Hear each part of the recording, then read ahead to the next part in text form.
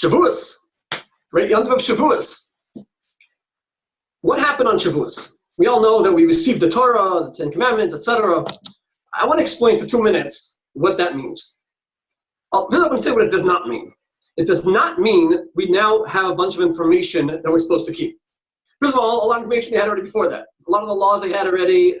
Avram Avinu had it. Yaakov Avinu, Yitzchak, Yaakov, they all kept it. They had a lot of information anyway. We're not getting. It wasn't shot that we got information of how to live your life. That's not shot in Matan Torah. That's not what happened. What happened was it was much deeper than that. What happened was that when Klal Yisrael said Nasav Nishma and received the Torah, when that happened, we were connected with Torah, connected through that with God, and Imela connected to the entire world. It's like plugged in. And from that point on, anything that any Jew thinks, speaks, or does will impact the entire creation, the physical world, the spiritual world, everything. Everything is now in the balance of depending on whatever the Jewish people do, individuals and as a nation. We're plugged into the world. How? Through the Torah.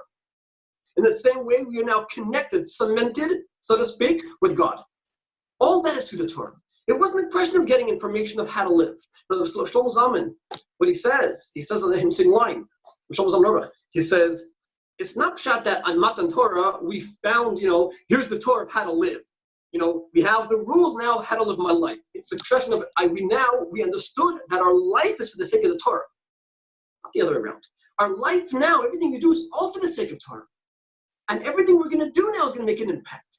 And our connection now with God is integral. That can never be broken. All that is what we got in Matan Torah, not just information. We connected. It's like plugging in. All of a sudden the light went on. All of a sudden it's functioning. The world is now a different place. The Jewish people are different people. We're now connected with God. We're connected with the world. That bond is what happened on Matan Torah.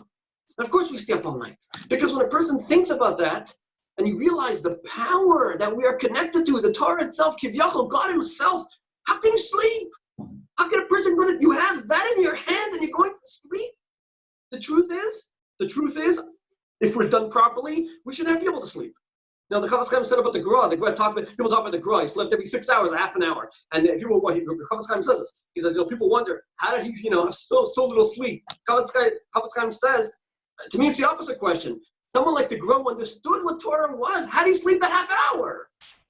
Really, ideally, sleep should be beyond. Who could sleep? We have Torah in front of us, accessible. Who could sleep?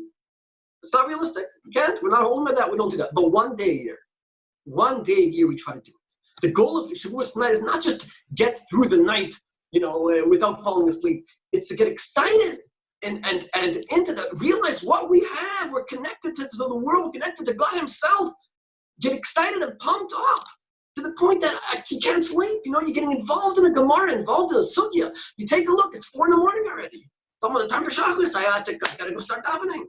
That's the goal. That's the goal of Shavuos.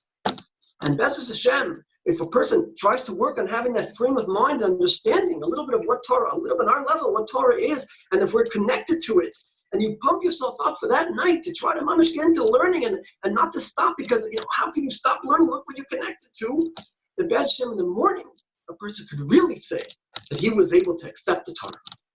Have a great Yom Tov.